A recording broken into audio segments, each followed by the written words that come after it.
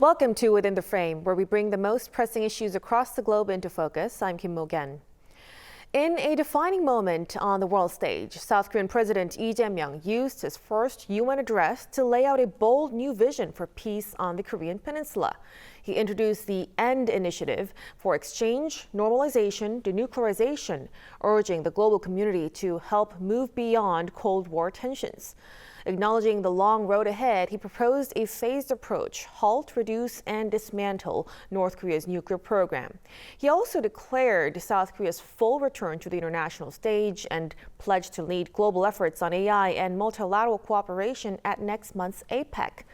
To unpack what this all means and where things could head next, we're joined by Brian Myers, Professor of International Studies at Dongseo University, online for us. Good to see you, Professor. Good to see you too. And also joining us is Pan Gil-ju, Assistant Professor at Korean National Diplomatic Academy. Welcome, Professor. Hello, good to be here. So, let's start with Professor Ban with the president's speech, of course.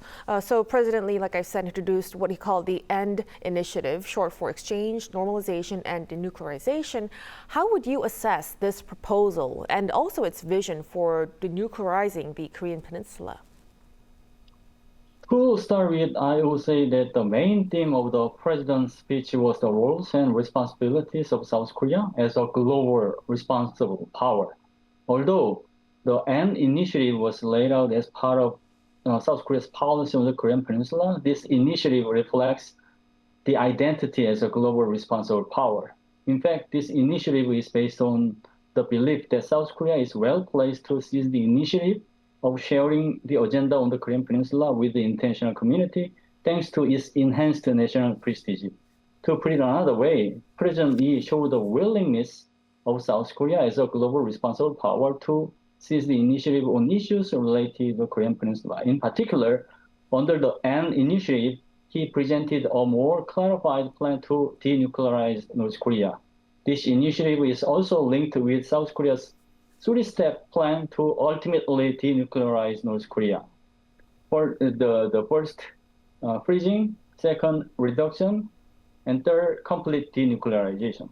By laying out the E.N.D initiative, President Lee stressed the preconditions to initiate steps of exchange and normalization, which requires engagement and diplomacy for mitigating tensions on the Korean Peninsula.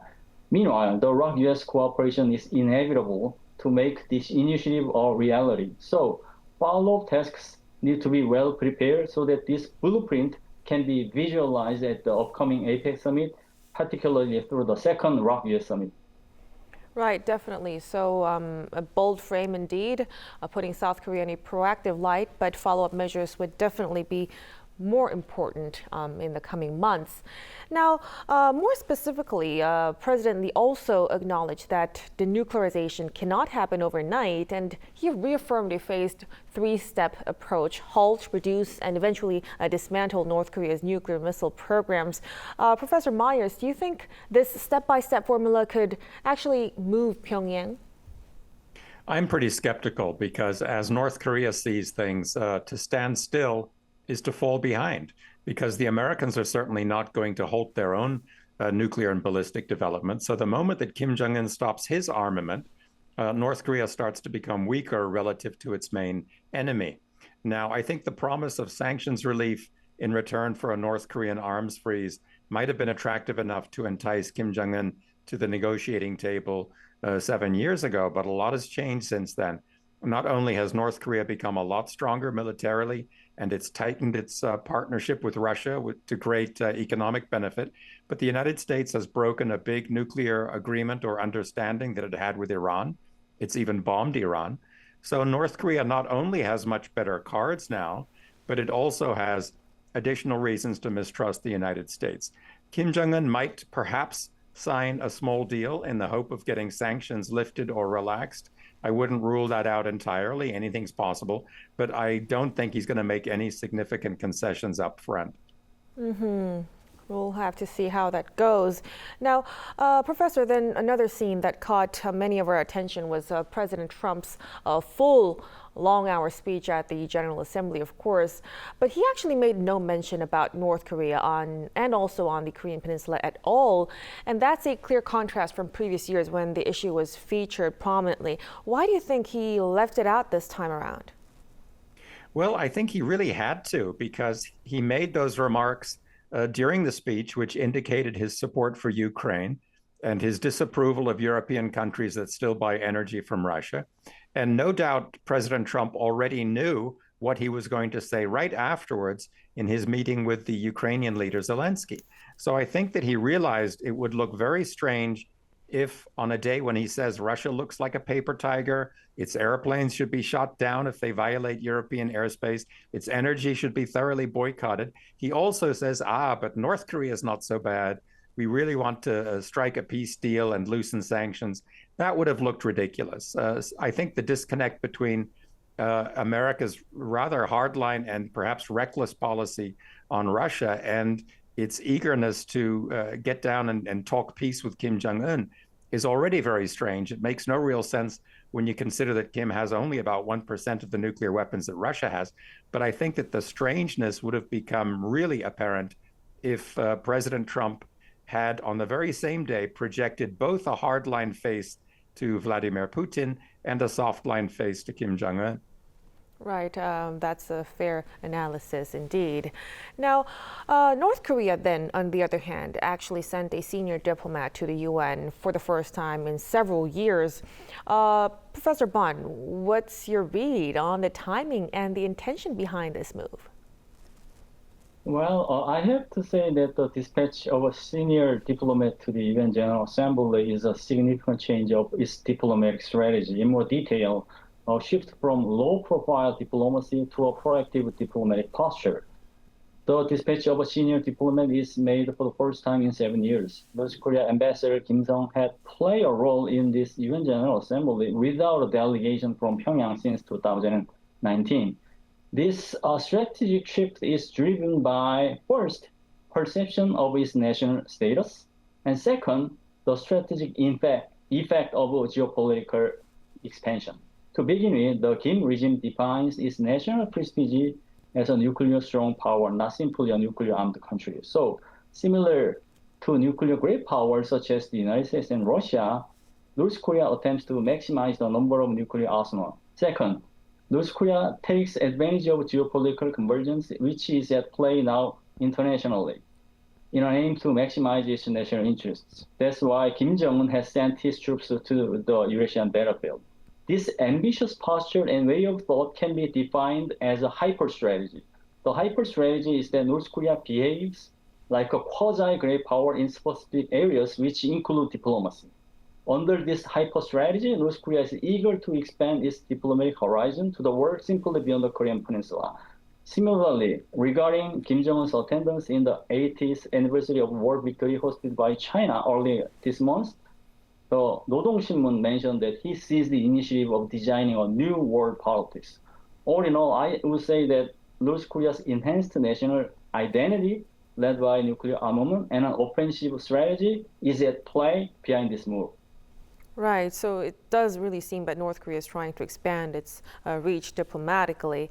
Now, going back to the official that they're sending, Kim Mok-yeon is expected to speak there next week. Professor Myers, what kind of message do you expect from North Korea to send? I would expect a firm but controlled message. I get the impression that Kim Jong-un really wants to project an image of stability and normalcy to the rest of the world in order to demonstrate that North Korea can now be trusted with a nuclear deterrent. Kim Yo-jong, his sister, gets to play the bad cop now and again. You know, she uses fiery and insulting language sometimes, especially in regard to South Korea, because her place in the hierarchy is not very clearly determined. But I would expect this senior diplomat to be speaking more soberly as a representative of Kim Jong-un himself.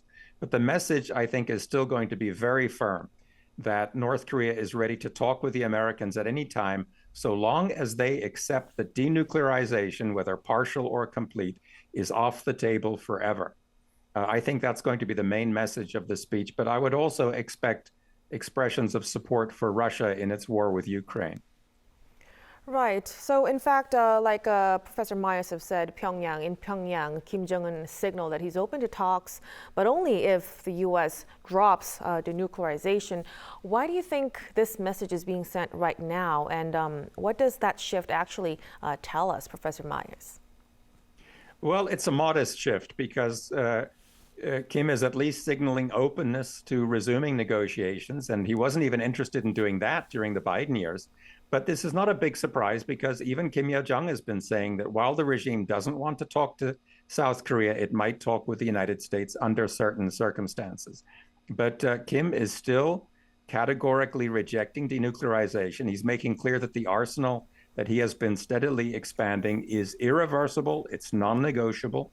To be honest, I'm a bit surprised that he's even talking about this publicly because it's highly unlikely that North Korea and America can get much going while the Ukraine war is going on. I mean, imagine how Putin would react if he were to find out that his ally is talking to the Americans on the side. But I think Kim is just curious and he wants at least to hear what Trump might have to offer. Mm-hmm. Now, then President Trump, the Trump administration actually responded to this, saying they're open to talks too, but they're still held firm on denuclearization. Professor Bond, do you see this as a positive sign of unity with Seoul or more of a tug of war ahead of dialogue? Well, at first glance, Trump's willingness to denuclearize North Korea could be helpful for policy unity between Seoul and Washington. This message is also in line with the division of labor to mitigate tensions on the Korean Peninsula, the United States as a peacemaker and South Korea as a pacemaker. However, it remains to be seen whether Trump sticks to this posture in a situation where he is eager to meet Kim Jong-un for his diplomatic achievement. Moreover, earlier, Trump defined North Korea as a nuclear power. So the worst case scenario could be on the rise, which is that Trump meets Kim Jong-un without any in-depth coordination with South Korea. Since North Korea is reluctant to sit down at the table with South Korea, it could turn out to seriously weaken South Korea's role on the Korean Peninsula if that happens indeed. So a tug of war, both ahead of talks and after talks, could be on the rise if the worst case scenario takes place. In this regard, South Korea should clarify the division of labor in more detail so that the United States can maintain its willingness to hold on to policy unity with South Korea. Meanwhile, South Korea needs to establish a risk management task force in an effort to check the feasibility of any contingencies and address those challenges early enough. Right, a very complex situation indeed. Now, some people are actually eyeing South Korea's next month's APEC leaders meeting in Gyeongju for a potential U.S.-North Korea meeting. So with this situation, with the latest situation, Professor Myers, do you think that's actually in play or is it still too early to tell? I would be really surprised because it would only heighten the American public's impression of an utterly inconsistent and flip-flopping Trump administration. I think it would go down very badly with Putin. And if Kim Jong-un were even to go to Panmunjom for another quick meeting with Trump like he had during the Moon Jae-in administration, during Donald Trump's first term, I think he would be seen as losing a lot of the stature that he gained in Beijing. And he really cannot risk coming to Gyeongju, I think, for security reasons alone. And the North Koreans, I think, have even less reason to venture sending a delegation of any rank to the APEC meeting. Now, I suppose if Vladimir Putin were to turn up, that would make things very different. But Putin skipped the last APEC, and he seems even less likely to attend this one after what President Trump has been saying. Mm-hmm.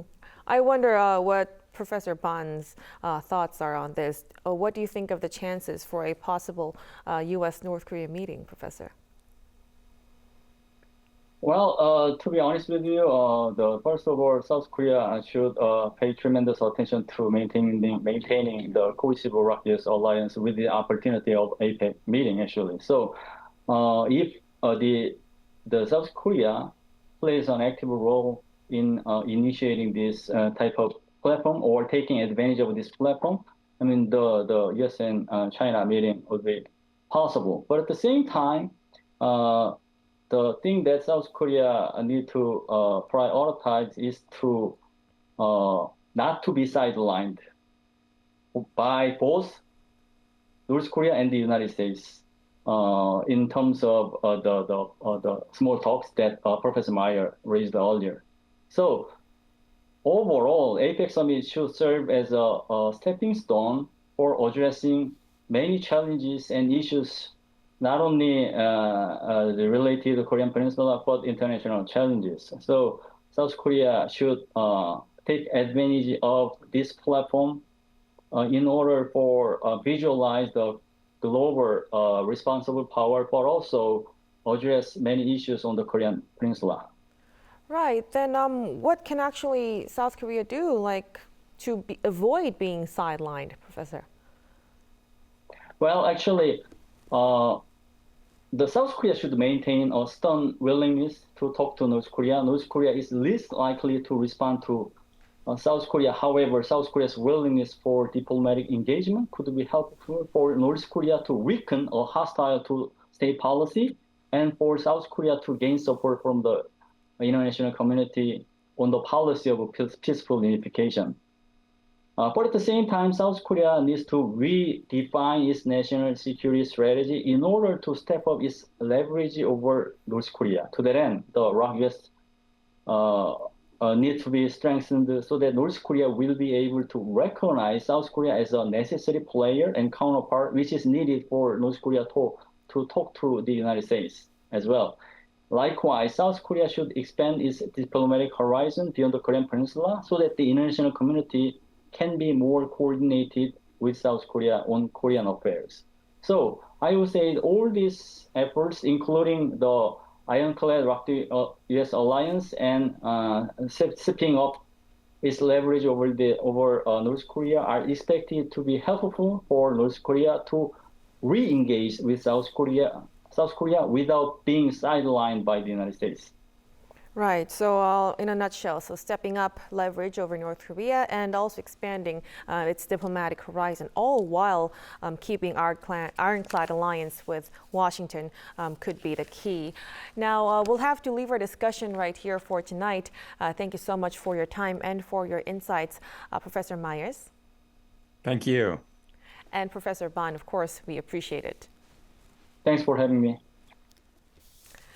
And that'll be all from us on Within the Frame. Be sure to tune in again next time as we continue to explore the stories that matter.